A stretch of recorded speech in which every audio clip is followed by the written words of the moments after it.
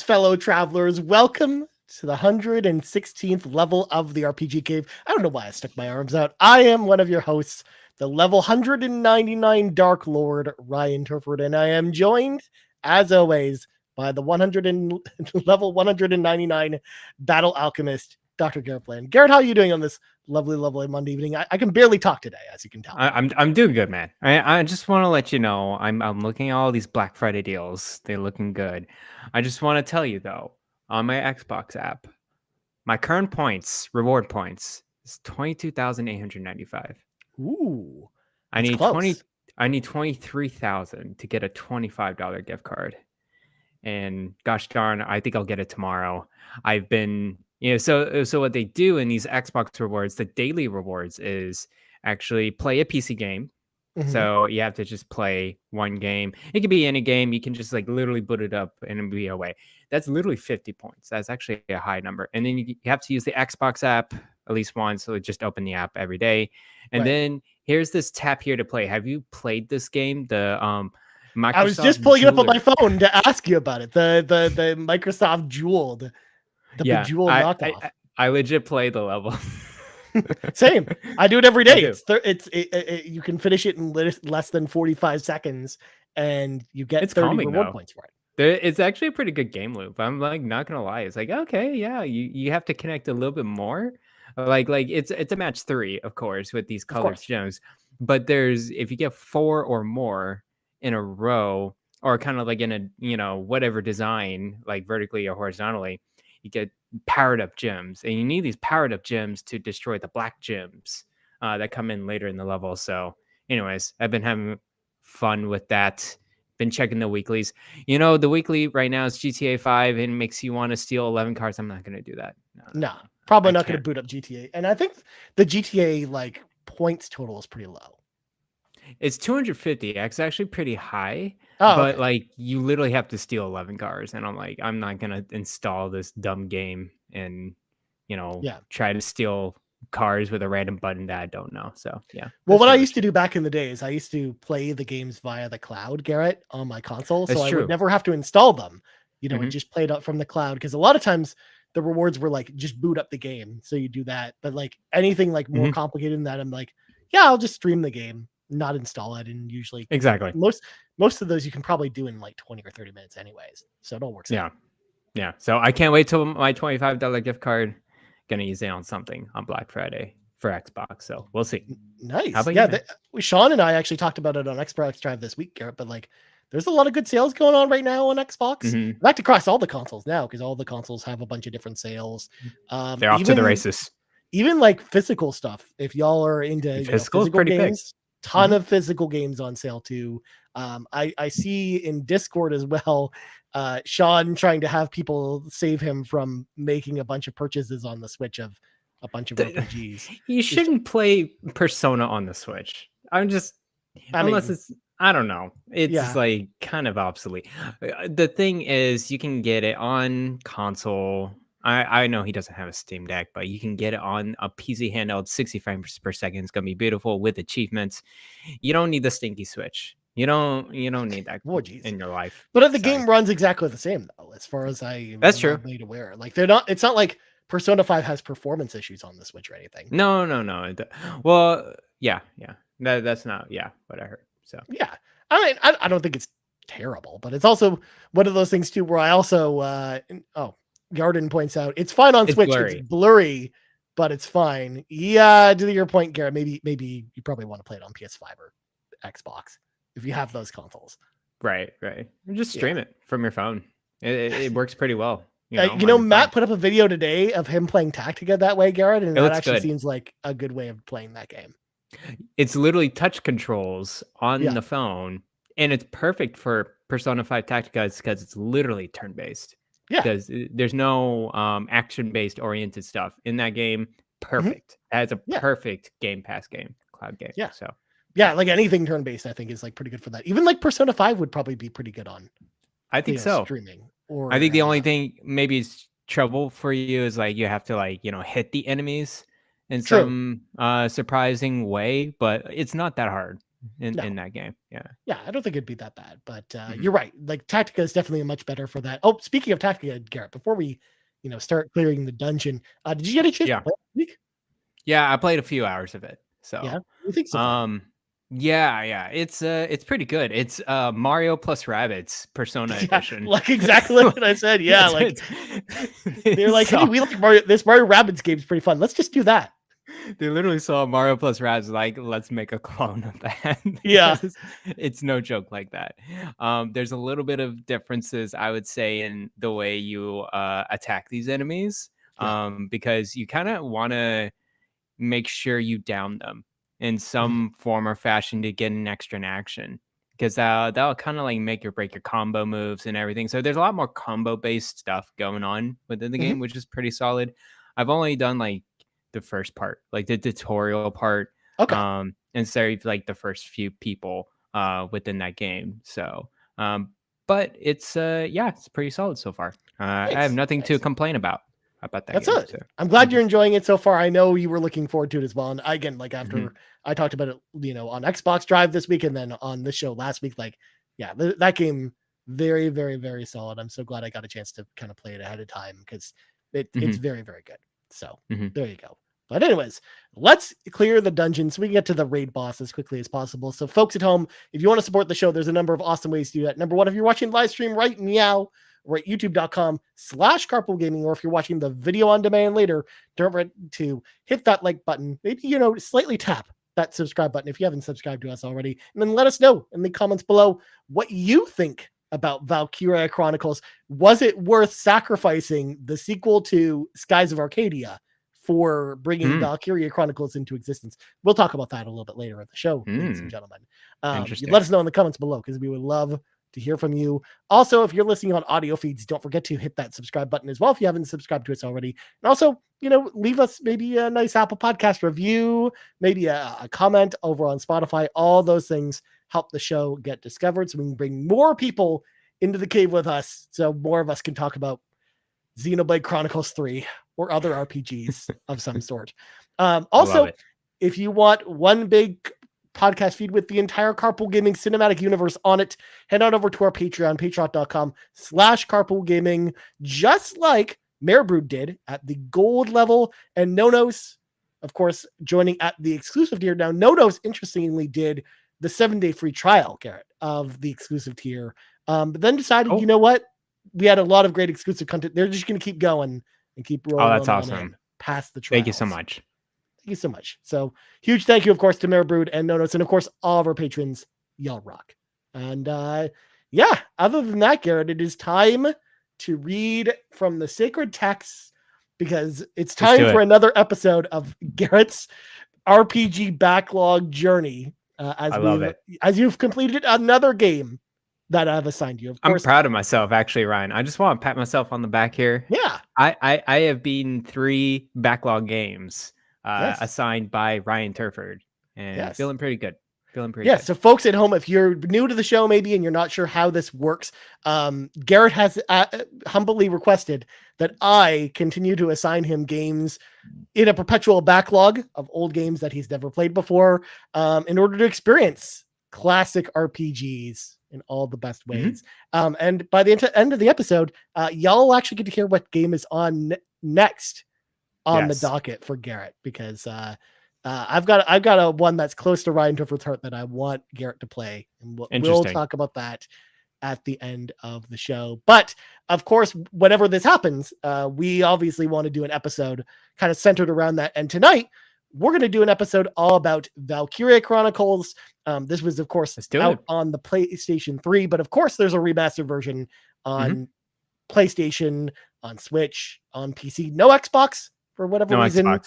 Yeah. They did, Valkyria Chronicles 4 on Xbox around the same Yeah, time, they did. but just not the remaster, which I don't get why they did that, but whatever. So Valkyria Chronicles 1 remaster came out, I think, in 2017 or 2016, somewhere around there. Because I remember getting so it too.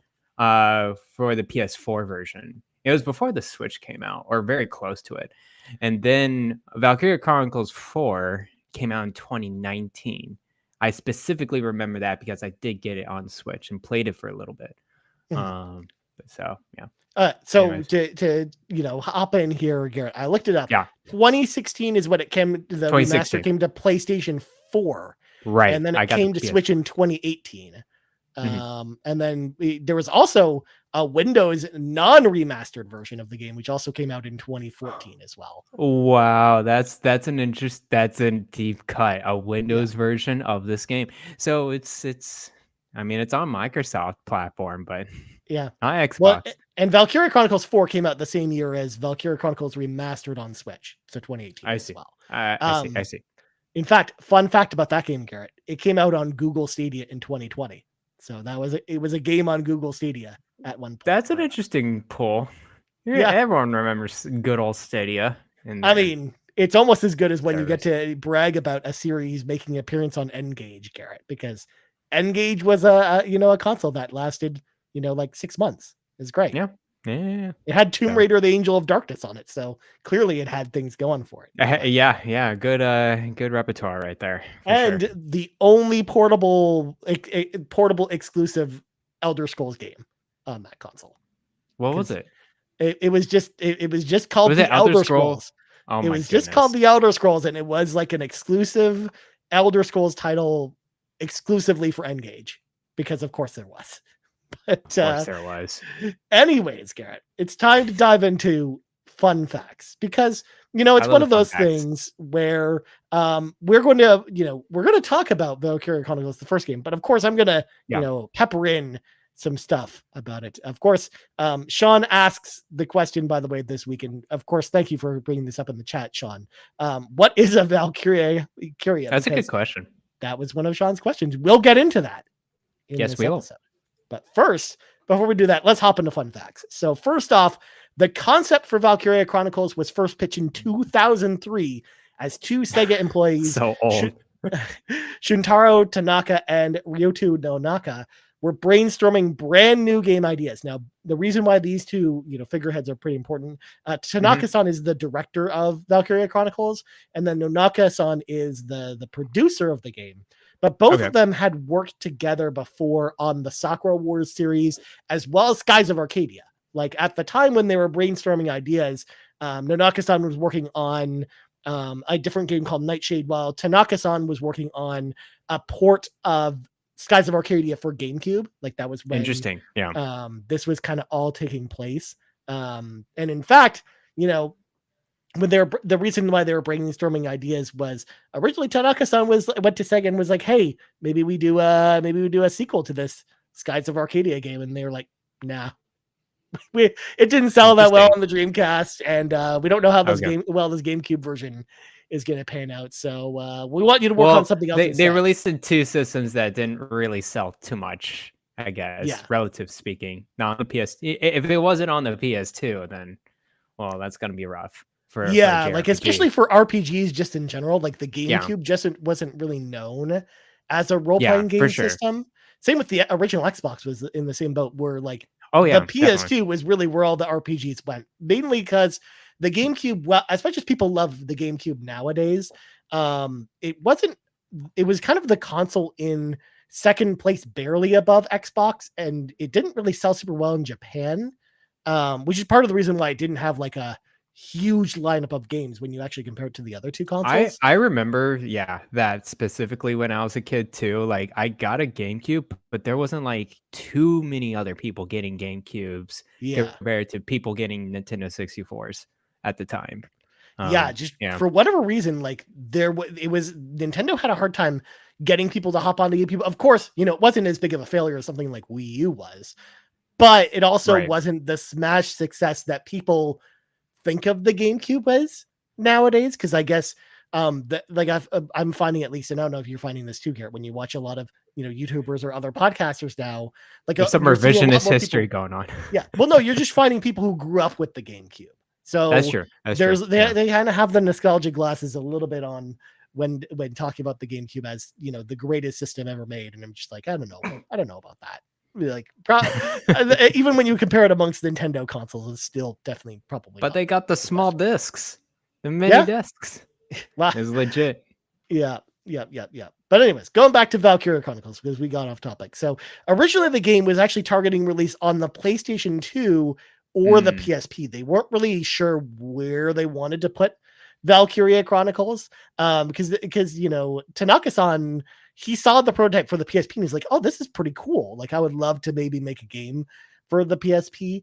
But once Sega caught wind of what the PS3 was going to look like, Nanaka-san was the one that actually pitched the idea of making the Valkyria Chronicles specifically for PlayStation 3, because that would allow them to have the extra horsepower needed to really power the vision that they had for the game, because they wanted to do something very different from Sakura Wars or from Skies of Arcadia, and just from a lot of other JRPGs out there. And they wanted to make like this war story that was very dramatic and stuff like that, which is kind of what we get with Valkyria Chronicles. Although it's more of like anime take on a dramatic war story, but it's, you know, that's kind of what the idea is they're going for. It's not Valiant Hearts or something like that. It's not that serious. No, it's not.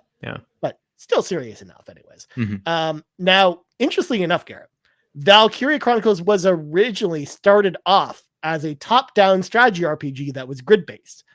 But Nanaka-san actually felt that when they were developing the game, that, you know, since they wanted to tell this dramatic war story where you really connect with the characters, so if something, you know, happened to one of the characters, like if they died or something like that, you'd feel like the emotional weight of the characters. But he felt like if with the top-down view, you weren't really emotionally vested in the characters. So that's how they just came up with the idea of, like, you know, they tried a bunch of different things, and that's how they actually came up with the concept of, you know, having kind of the overhead map, but then when you select a unit, you then zoom down into third person mode and then take control of the character. Like, that's where that concept came from, which was a, you know, brand new thing at the time, because a lot of strategy role-playing games really weren't doing this kind of thing. They were all grid-based or top-down in some way. They weren't doing what this game was doing. Yeah, I think it was really this one, and then it maybe XCOM was in that line as well, right? Or is XCOM more isometric as well? The old XCOM games were all isometric. I see. Okay, yeah. So this is one of the first that really like did a third person view for a strategy role playing game. Interesting. Cool. Yeah, for sure. Also, you know, some fun facts about some of the mechanics that we'll dive into a little bit later.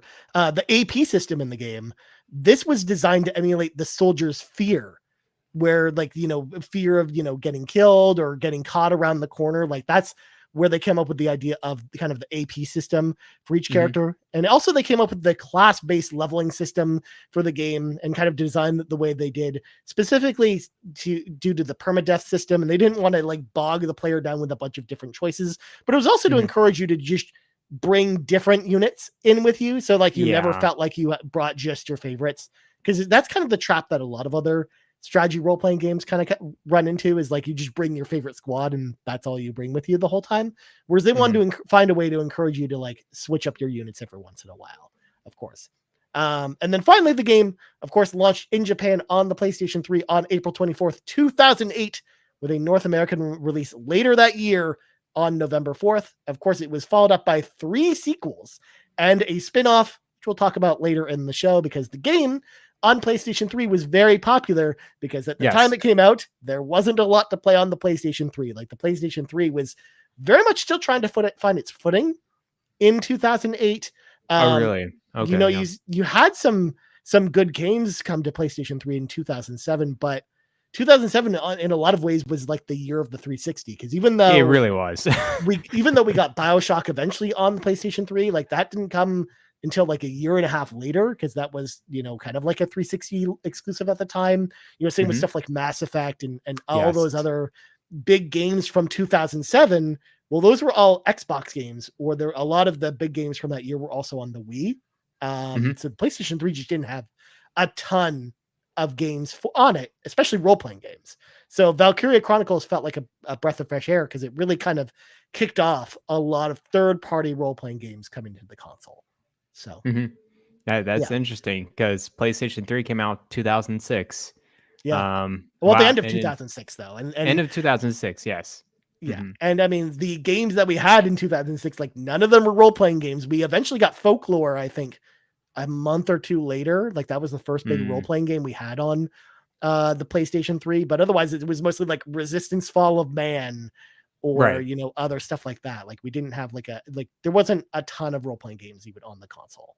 So yeah, this kind of kicked out because I remember at the time when I got a PlayStation 3, Garrett, and I was really looking for RPGs, like Valkyria Chronicles was one of the only choices at the time to kind of pick up, which was interesting. Yeah. But also one like I saw amazing reviews for, and I was like, yes, please sign me up. I will definitely check this one out. So I actually played this one when it came out. That was kind of my first exposure to Valkyria Chronicles. Whereas obviously, I would normally ask when you first played it, but obviously it was now. Obviously, you mentioned, but previously that you had picked it up a couple times and never really got. Yeah. I picked it up actually when the PS4 release came out in 2016. I still have my special edition right over here, Steelbook, and I really wanted to play it during that time. I just never had the time, and then I just kind of forgot about it. And then I did pick it up on Steam on a sale, I'm sure for like $3 or $4 because it was, it gets super cheap now. And so yeah, I got it on my on Steam, and then I played all of it just recently on my Steam Deck perfectly, flawlessly. So much, it's so light, actually. It's very efficient on the Steam Deck. I'm sure it plays very well on Switch too, because it is a light game now, running it on those platforms. So yeah. I think it actually does run at 60 on Switch, just like it does the other consoles. Yeah, I think so. Yeah, definitely. So yeah, cool. So now that I've got fun facts out of the way, Garrett, I want to hear from you before we go any further into the, the story or the mechanics or anything else. I want to know from you, man, your top level thoughts. What did you think about going back to Valkyria Chronicles, so many years later? Because, like you said, you got it when the remaster came out. That was 2016. So almost like I don't know, like 7 or 8 years ago at this point. 7 years now. Yeah. It's kind of crazy. So yeah, my overall thoughts. So I played it, I beat it. It took me 36 hours, which is about the same ish. That's kind of within the hour range of playtime. You would finish it. I kind of mainlined it, except for the end of this game. At first I was like, okay, this is a really cool new mechanic. It's kind of it's a mix of action based and turn based for sure. It's a very involved strategy role playing game where there is turns. But when you're within the turn, you are going in and you're like within the action, you're moving your character, you're going up, you're making sure you're not dying from the enemies shooting bullets at you. And then try to figure out like what's the best course of action throughout the battle. That was cool at first, and then I kind of in the middle of it, there's just some missions that are just so rough. They are rough. There's like particularly one chapter 8, that was like I had no idea what's going on. And then I would say the last 3 chapters were like by far like, no, I'm not. I was thinking to myself, I'm not having fun with this game on these last 3 missions. And so I decided to just look up and kind of figure out what other people did in these last 3 missions. And I've realized that to the game's detriment, you kind of have to be on top of the rankings of the missions, because so every time you beat a mission, there's like kind of a grade, like Metal Gear Solid or whatever. And if you get a rank A or the highest one, you get extra points to buff up and power up your tanks and your soldiers for the next mission.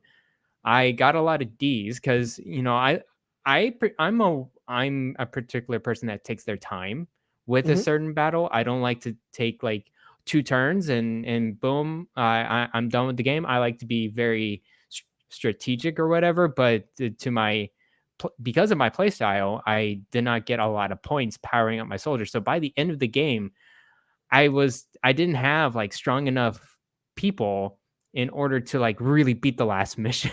It was pretty bad. So I just looked up a couple of just cheap tricks to do, and that's how I just beat the game. Some cheap tricks. So anyways. Yeah, Yeah, because you have to go back and grind a little bit you do. for those Yeah. grades and stuff. And it actually is a lot easier to get those extra grades once you've powered up your troops by playing the later levels, Mhm. versus trying to go for the A's right away every single time. So like Oh, okay. Okay. it tries to encourage you to go back and do the older missions again because it just makes them easier to get through. But you're right, like Mhm. that. It's one of those mechanics that like, I definitely understood where the development team was going with the level system. But Mhm. you're right, Garrett. Like that, I remember too. The first time I played it, that also was very frustrating for me because I also, like, I didn't get D's on all the missions, but I also wasn't powered up enough either to kind of get through it. So I had to like go back and try Mhm. and like redo all the old missions again to power up my guys, which is Yeah, not something yeah, I yeah. love. But that's just sometimes that's just the product of old game design, which I it definitely got better with the sequels. Like Valkyria Mhm. Chronicles 4, the leveling system is much better in that game, where Okay, cool. it's a much easier to get through that game. There's obviously still tough levels, but it's not like you're not bashing your head against the wall because your characters just you didn't level them enough. Although you Right. still have to grind a little bit in that game, but it's not nearly as bad as the first one. Yeah, yeah. So I think it's a solid game mechanic. I think I'll just give you my overall thoughts right now. Of Solid course. game mechanic. I think it's the moment to moment play, the battling system of this game can be rough because there can be a point where like you're going around a corner and there's just three guys just shooting at you Yeah. and you have no idea if they're there or not. Sometimes you really don't. And then your guy just dies like in an instant. You don't have a chance to move back. You don't have a chance to, figure it out or whatever. You're just that character's dead. And I'm just like, well, okay. That's the end of that character. Hmm. Um and that's actually just I think that's just part of the mechanics too. They just It wanted is. you Yeah. to feel, that uncertainty when you go into enemy territory or whatever. But it was kind of frustrating when, I try to be strategic and then that just happens. I'm like, okay. Um I think the other thing is I do like when you go into a map, it's a huge map and the minimap does a pretty good job of telling you where things are, but not like deliberately telling you 100% of what's going on. There might be a soldier here, there might be a soldier there. Okay, the sound is like moving a tank. Oh, the sound is like a soldier running on foot, but you don't know where they are. I think that was actually kind of cool.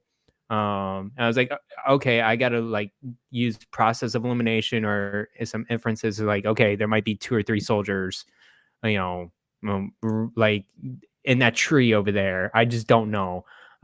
You can use like area effects of like grassland to like crawl and sneak up behind enemies. And there's actually, certain secret areas in these levels where there's some vulnerabilities of the enemy. It's like, Hmm. they try to get you the upper hand, but if you figure it out, you can kill that sniper that's on the hill. You can destroy that tank with or that anti-tank cannon or whatever on the hill, Yeah. the stuff like that. So I think that was pretty cool of like the level design of the game. There was just cool exploration in each level for sure. Yeah. Yeah, like I love how big the maps just are. Like you have like a lot of Yeah. exploration to your point where and unlike a lot of other strategy role playing games, like it always feels like there's kind of like an optimal path of where you're supposed to Yes, there go. is. Whereas in this game, like it almost feels like you can go in like two or three different directions in some levels and like Yeah. still get it through to the end and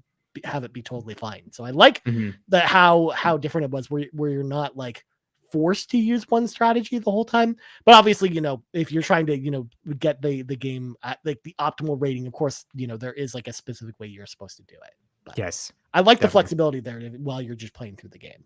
Mhm, mhm. So, yeah, that's my overall thoughts. I think the story was solid. Yeah. Actually, I commend on the story for not being over the top, not Mhm. being too crazy, too complicated. It is a straightforward story for a Japanese role playing game. I'm kind of surprised how tamed the storyline was. Yeah.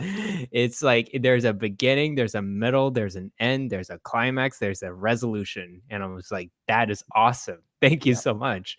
And they really just tried to make it feel like just a fantasy version of World War II. Like that's just They what they were literally going did. for, and that's Yeah. literally what they did with this Mhm. game. Mhm. But, Mhm. yeah. So Yeah. So there you go. So obviously the story, as I mentioned, it's a fantasy World War II. You've got these two warring nations that are fighting over this natural resource, and all the little kind of neutral countries are kind of caught in the middle. Mhm. And it's just, yeah, it's like a really interesting story where you've got these Valkyries that are kind of the almost like the one man armies for each of Mhm. the nations and stuff like that, which I think is pretty cool. And that's kind of where they bring in kind of the very anime elements. But otherwise, it just, to your point, Gary, just felt like a really down to earth story. And it was Yeah. really like focused on like the main squad that you kind of have and kind of getting to know them. And of course, it makes it even sadder when, members of your squad get killed, because that's Yeah. just part of war, which is just interesting. So, Yeah. yeah. I just want to let you know I didn't particularly care for the AP system or the likes and dislikes of these soldiers. I was just like, Yeah. man, whatever. Like I'm just sitting in a tank, a tank or a lancer or a shock trooper or whatever. I just didn't You didn't want to really. know which characters like fishing, Garrett?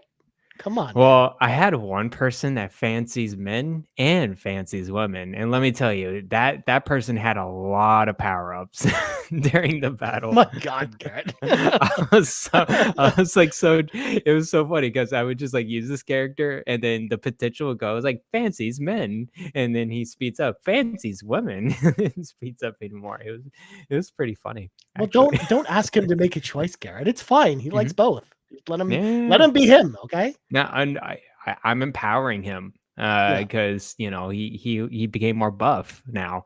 Yeah. I have to say the last boss battle it's a pretty bad one, Ryan. Yeah. This is not a good boss battle at There are all. definitely worse boss battles in role-playing games, but this one's up there with some of the worst. Yeah, it wouldn't be. I think it wouldn't be as bad if he continued healing. Right. Like if there was just like every other turn he healed. That I think I would be a little bit better by that. But the fact that this boss can heal every time, it's like, well, okay, I got to go in and like defeat this guy in one turn then, Mhm. or else I'm not going to have a chance again because he'll just keep weakening my army or whatever. And my army is like the strongest in the beginning of the battle. So I might as well just, go for it. Mhm. So that was one thing. I think the other thing that really caught me was I think I mentioned it. It's just there's just too much. I don't know when they can shoot me. Yeah, you can't really tell their range. Like you can Yeah, assume if it's a sniper you're going up, so that they have like farther range than the other troops. But yeah, you're right. Like you don't really know that they can shoot you until they start shooting you. yeah, So you yeah. kind of So have to this gauge it. the scouts and shock troopers can shoot you. The tanks can shoot you with the turrets. Um, it's just hard to like know when exactly they can or where exactly they can hit you. They don't Yeah. give you quite as much feedback or information on that. Mhm. I Yeah, because you can't think, really see the field of yeah, vision of the enemies either. So like, no, you can't at all. so you're just like, Mhm, oh well, I'll hop around the corner and hopefully he's not looking at me. Oh, he's looking at me and I'm dead. So mhm. all right, I Yeah. guess moving on to another character. I guess. Shout out to the snipers for headshotting all the time. I really enjoyed snipers in this game. Yeah. Um, of course, they had to have limited ammo and limited movement, but that's okay. You could shoot from afar. It was Mhm. actually not bad. But I like the idea And that like a yeah, lot of the maps had like stations where you could resupply. Like you had the ability to resupply your ammo at least a little bit in the yeah, game. yeah. The ability to resupply. Also, if there's like, let's say you captured another base, you have an opportunity to retreat soldiers from the first base, like kind of Mhm. just like bring them in, and then you can spawn them in the other base. And it's Right. a means of travel, a means of just sending them into the other Yeah. side of the map, Or which is pretty likewise, if cool. you've got characters that are like low on ammo and you want to switch them out with the other characters, you can do that too. Like that's one Yeah. of the cool things. So yeah, like I like that aspect as well, where Hmm. it's just because it almost felt like even your characters that were on the bench were important. Like Yes.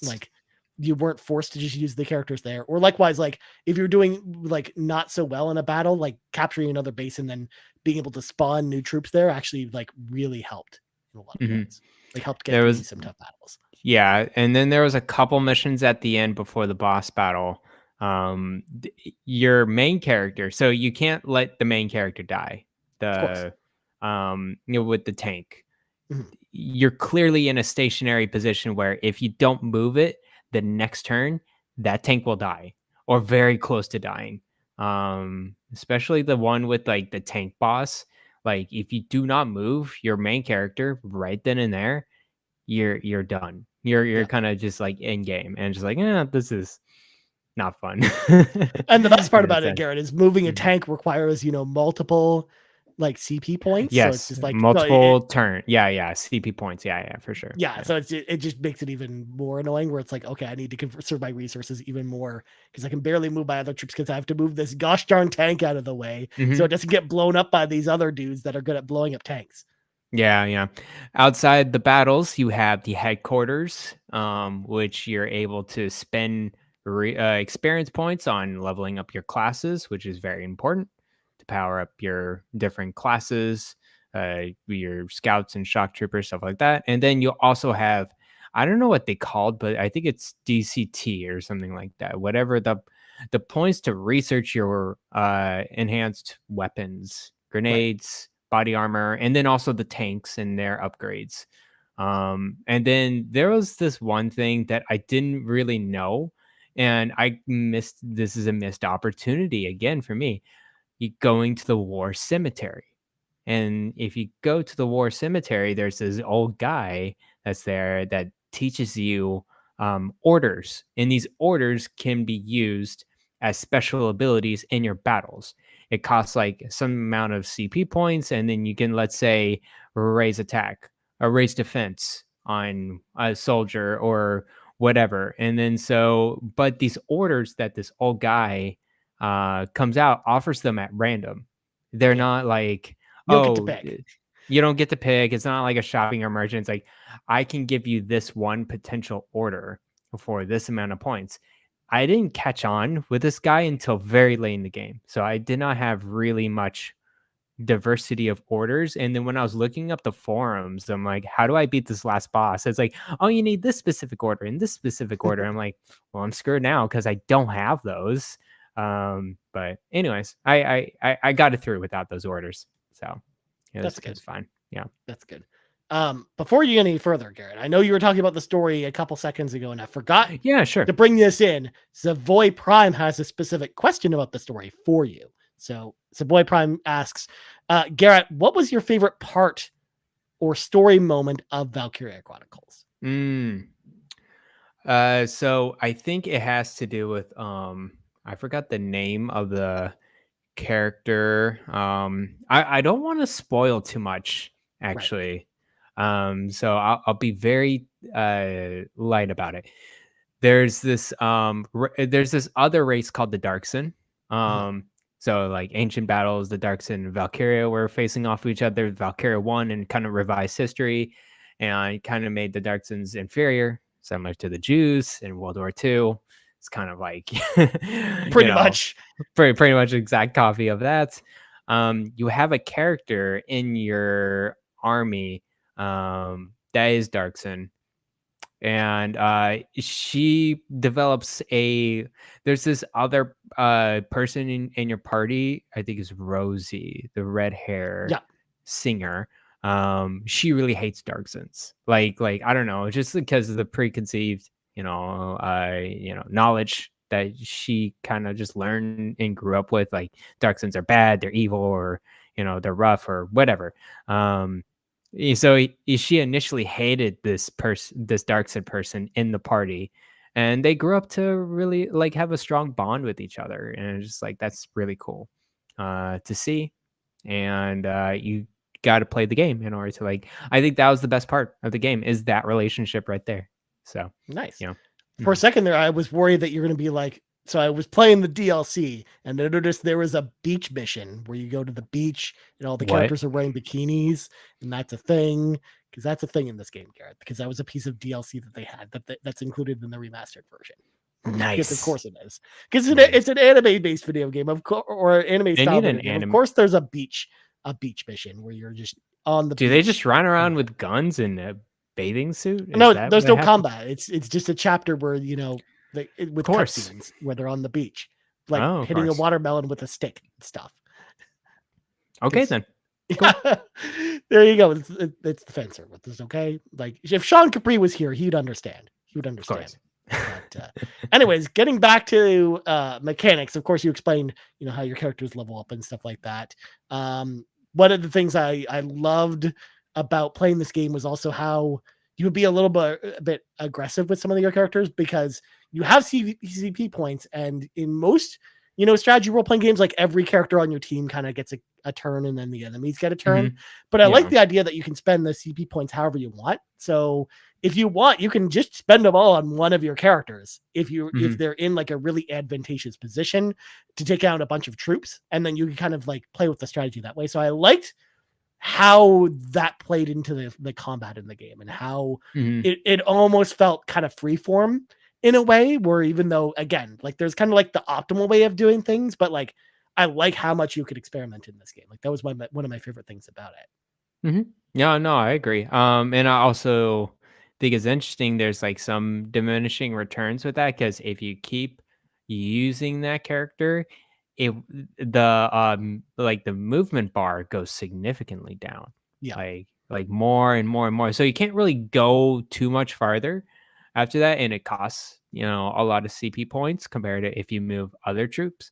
But yeah, as you said, if you're in an advantageous position with one character, you can just go for it. I did Yeah. that for like one Lancer and just like went from one tank to the next, just shooting right behind the vulnerable point of the Yeah. tank. And it feels really nice when you take down a lot of tanks like that. Yeah, like you really have to take advantage of that in like the battles where they're tank heavy, where you Hmm. kind of have to, use some of your troops in that way. Or if there's just a lot of troops, like maybe you use like your shock troopers instead to kind of go in there and clean them Hmm. up a little bit. Like I liked that level of like how that played into the strategy a little bit with that game. Like Hmm. that's one of the things that's always kind of impressed me about this game a lot. Hmm. But Hmm. also just the aiming itself, like I love how like the third person shooting style of the aiming, but also it almost feels turn-based where you're kind of like lining up the shot and then deciding whether you're going to risk it and go for the headshot to try and kill them as quickly as Yeah. possible, or you go for like the other body parts. Like even though you're doing less damage, at least you'll hit them. Like I like how Yeah. that played into Yeah. it a little bit too. Yeah, because it's kind of a big, like, it can be a big, like, area hit. Yeah. So you can center up in as a headshot, and it actually gives you feedback on how many shots it takes to kill a soldier, depending Mhm. on where you hit. Like, if you hit the head, it's much less, but you hit anywhere else, it's much more.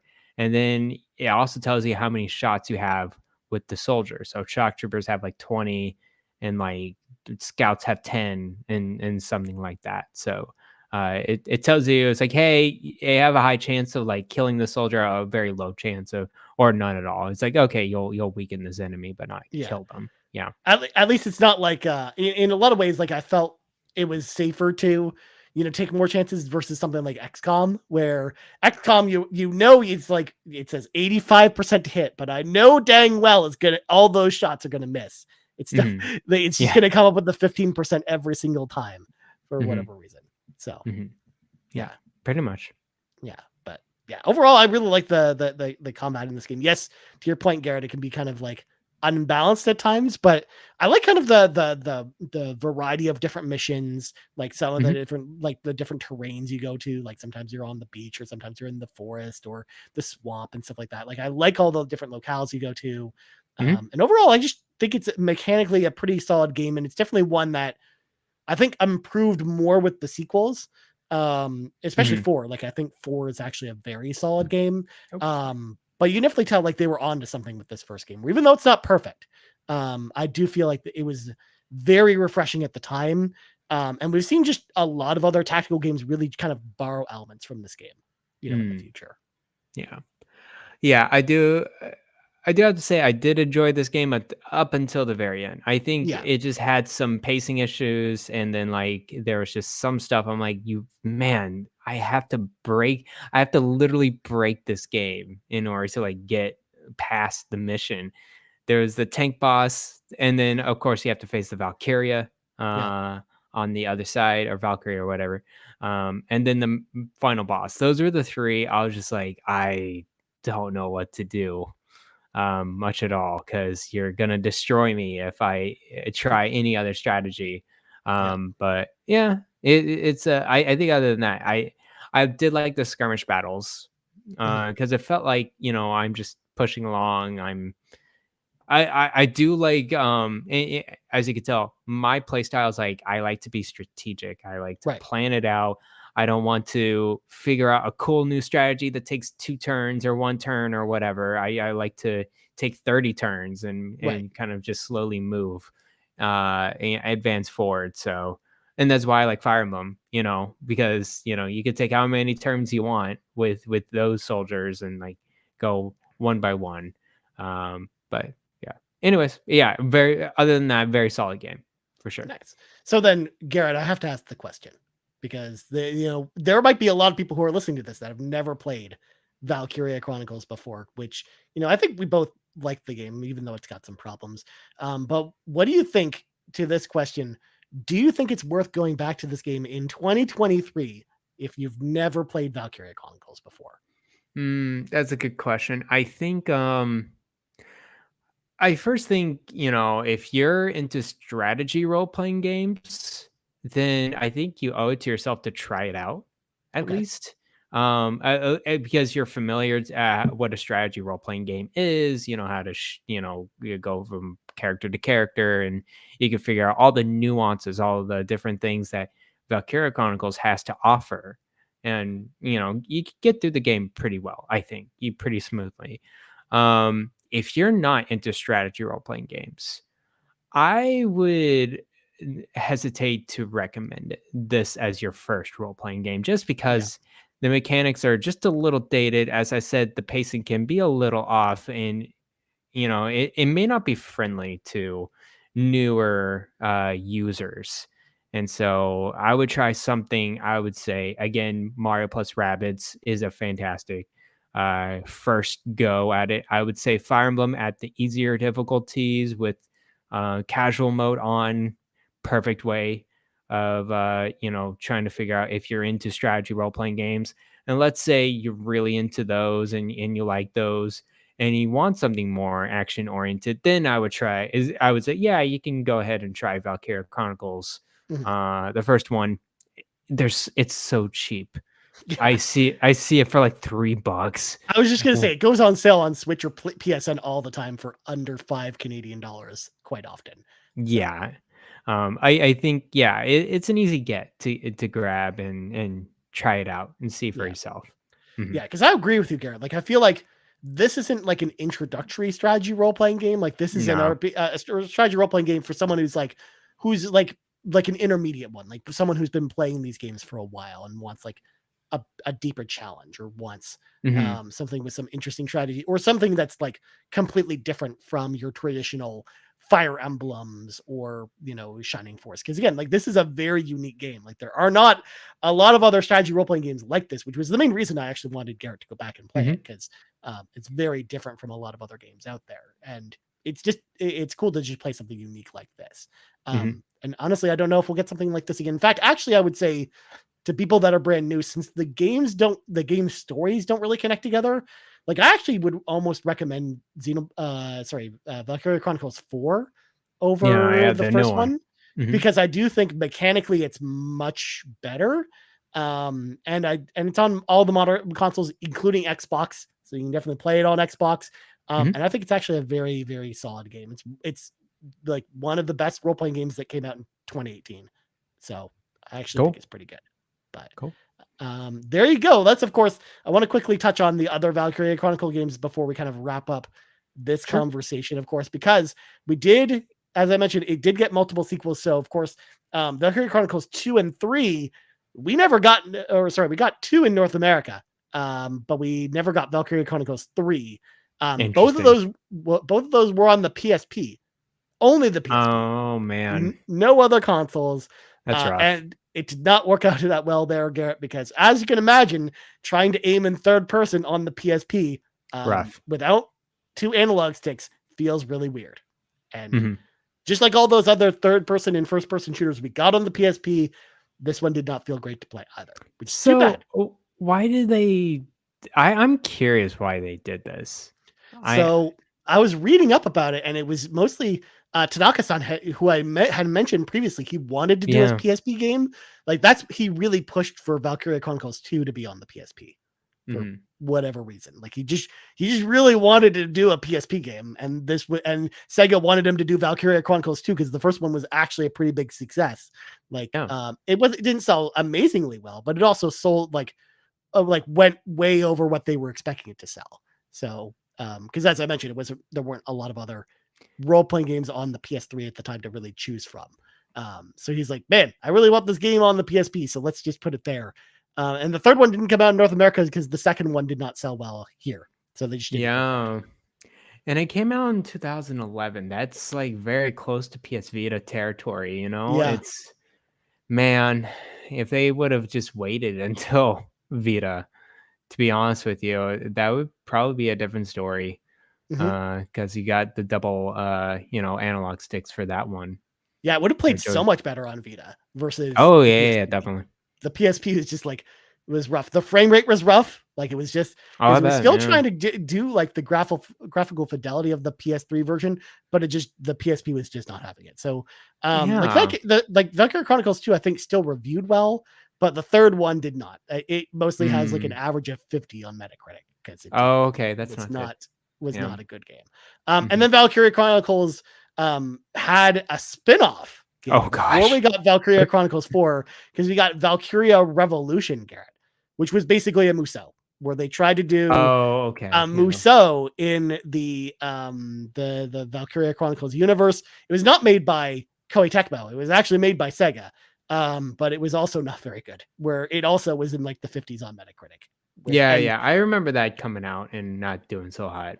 So, yeah, it was on Xbox and PlayStation, and it was not good. I know that there are some people out there that have like a soft spot for that game, like Eric Linden, who's like a very popular RPG YouTuber. He actually really loves that game, but there's not a lot of people that are like ride or die with Valkyria Revolution. That's not a game that people really loved. But then of course, we had Valkyria Chronicles 4, the last game in the series, the newest game in the series, come out in 2018. And as I mentioned before, I think it's actually probably my favorite of the games in the series. I think it's actually very, very solid. And it's too bad. I remember playing a few hours of it, a few missions at least, and it's pretty good. Yeah. Like it's too bad because like no one played that game either. Like it famously also did not sell well. And that's what kind of killed the series for us, where I don't think it ever comes back at this point. Oh, really? Okay. Yeah. Sounds good. Which makes me kind of sad. Yeah. But, well, they could try something out. They could try something new. Yeah. Yeah, they could like change up the formula or do something different with it. But anyways, Garret, let's get to some of these questions and then we'll get out of here. Let's start with Sean Capri, who asks, 1, what is a Valkyria? And 2, why isn't this episode about Xenoblade Chronicles? Well, clearly, Sean Capri, fake fan of the RPG Cave, not keeping up to date. Because Sean, if you were a real RPG Cave fan, you would know that episode 57 of the RPG Cave was all about Xenoblade Chronicles. In fact, we did an episode on Monolith Soft, the company that makes Xenoblade Chronicles. And we talked about Xenoblade Chronicles a lot on that episode. That was episode 19, of course.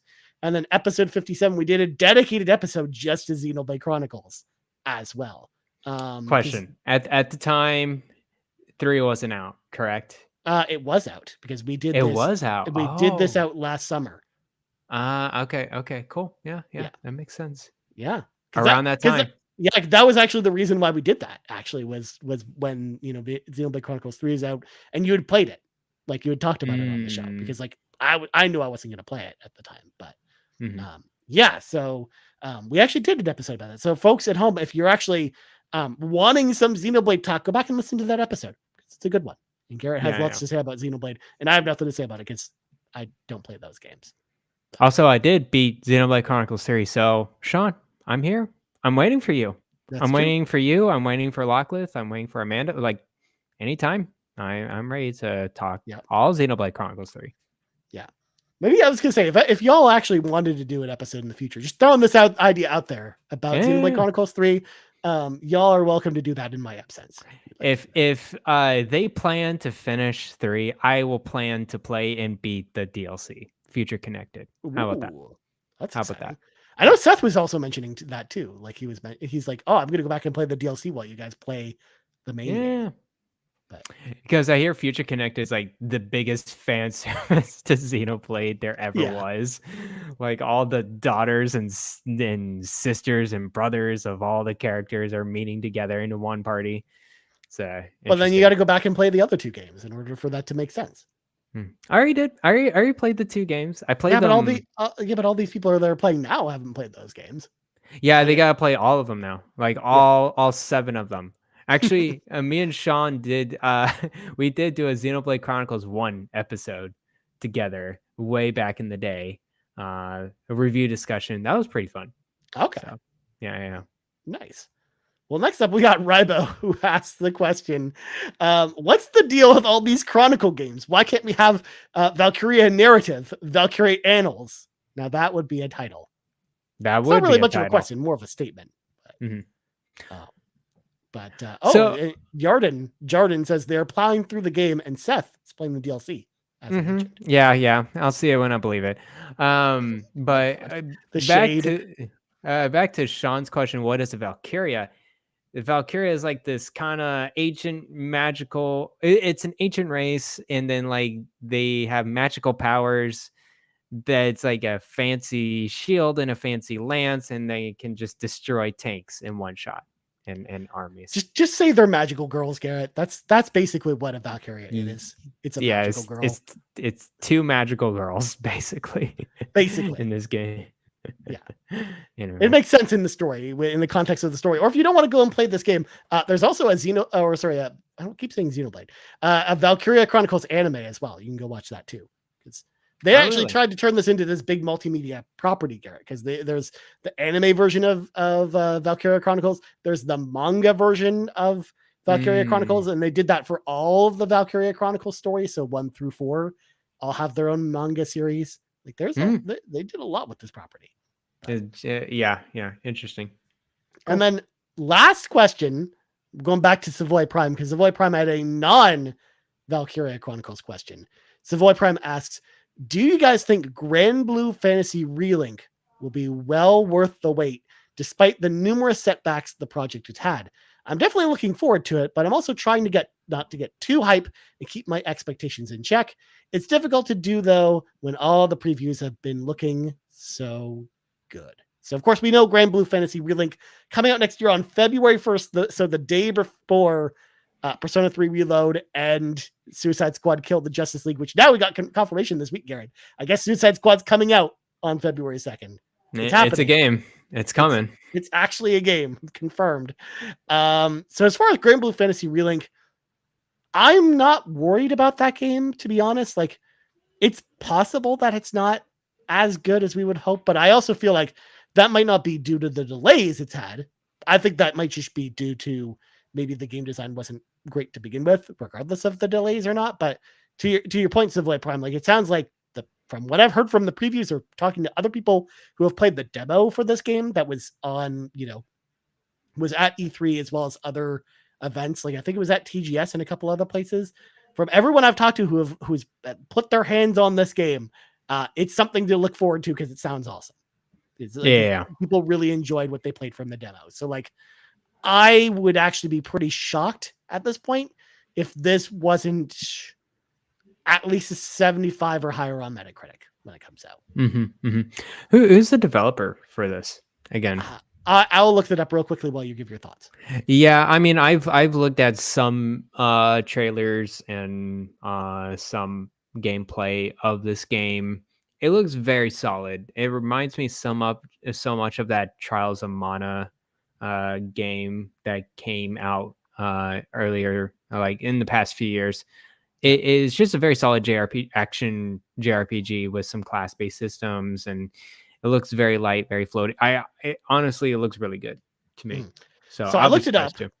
The developer is ScheiGuy for this, and they've ScheiGuy. That's it. Yeah. Now they've been developing pretty much all the Grand Blue Fantasy games, like all the cell phone Grand Blue Fantasy games. Right. They helped out with the development of Grand Blue Fantasy Versus, although that was more Arc System Works than Arc System Works, yeah. ScheiGuy.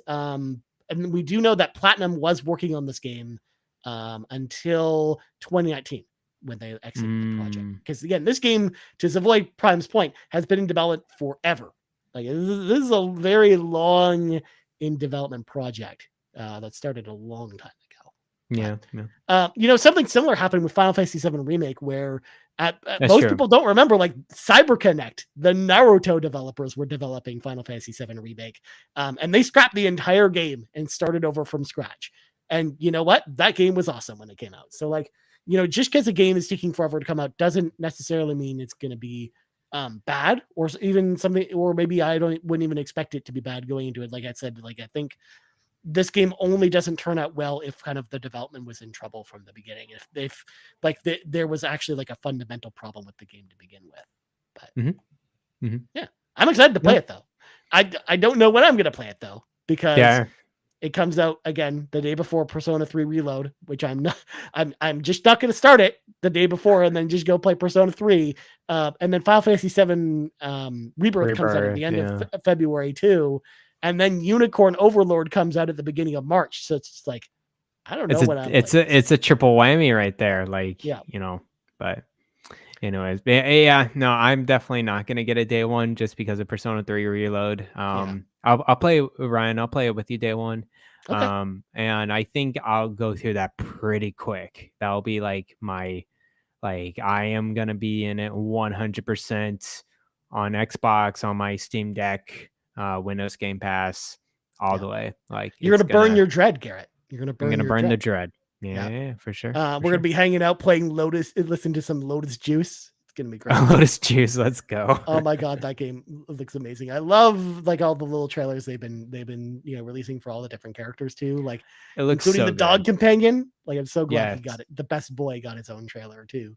Yes, he did. Yeah. So good. It looks so good. Actually we should talk about that later. Like maybe we should like stream together that day. Like that sounds good. Game. That'd be interesting. That'd be cool. Yeah. We'll do some science. We'll figure out some science with that. Yeah.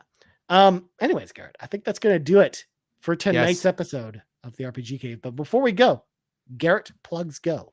Hold on. You got to tell me what's next. Oh, you're right.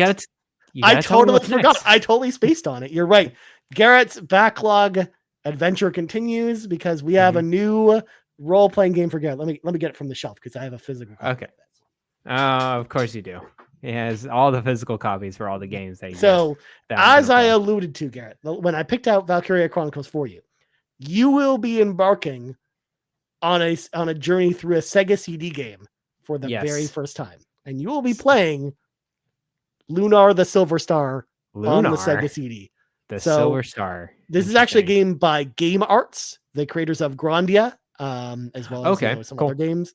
And this game was like kind of instrumental to my childhood and just instrumental to my love for role-playing games. In fact, there's a lot of other games that have really borrowed from the concept of Lunar and have really, inspired them. For example, Cosmic Star Heroine, like I know Z-Boyd, Were Zombie over there. He constantly quotes that Lunar is actually a big inspiration for a lot of their games. And there's a bunch of other games out there, like anime-based RPGs that wouldn't exist in the form that they exist in without a game like Lunar. So this will be a really interesting game for you to play. Now, I will say something about this game, Garrett. This game came out in 1992. So it is very, very old. And as such, the reason why I bring that up is because kind of like what you saw in Valkyria Chronicles, there are some spots where you can get lost because you do have to it's one of those games where you have to talk to a lot of the townsfolk. And if you're not paying attention to where you're supposed to go, you're not sure where to go to. So this is the type of game I say, Garrett, you should play with a guide. 100%. You should play with a guide with this game. And I also want you to keep in mind while you play it, that this game actually came out in 1992, because there's not a lot of other stuff that looks like this from 1992. So I'm actually pretty excited to hear what you have. You know what picture in my head with 1992, actually? What's that? A Link to the Past. It's like pretty close to that, right? A Link to the Past was 1991 or 2 or something like that. I don't even know. But I'm looking it up real quick. Yeah, 1991. So the end of 1991. But Okay, cool. Yeah. yeah, No, actually, this game reminds. came out in 1991 in Japan, but 1992 in North America. Because this is, we talked about this actually on the Working Designs episode, which was like the third episode we ever did, where this game was like one of the very first localized third-party role-playing games in North America, and with like an actual studio that was just developed just for localizing games, which was really interesting. So there's like a lot of voice acting in this game, a lot of cutscenes, CD quality music. Like this was actually a very impressive game at the time when it came out. So I have a question for you. sure, So there's many different versions. Do you want me to play the original? you're playing the original on Sega CD. There's a PS1 and a Sega Saturn and a PSP version. Don't play those. Play the Sega CD version. Okay, sounds good. I'll do that. It's definitely the roughest of all those ones, but I actually think number one, I think it's the best one, and number two, I want you to experience what it was like to play the Sega CD. Yeah, because I know you haven't really played a Sega CD game before. I have not, and so I think it would be good to pull out my favorite little emulation machine, Yeah, the boy. Retroid Pocket. I actually did load up a lot of games on this thing, but I can install some Sega CD games in here as well. And So don't get me wrong, Garrett. I was very tempted to give you this one, Shining Force CD, but I've already recommended a Shining Force game to you. Whereas this game is also very solid. Like it's one of the best Sega CD games as well, Shining Force CD. So, another question for you: when I, so the Sega CD, Sega Genesis games, they have these 6-button contraption layouts. Yeah, this one you don't need it. Okay, sounds good. It doesn't even take advantage of the 6-button controller, so you can just use the 3-button layout. Okay, cool. That sounds great.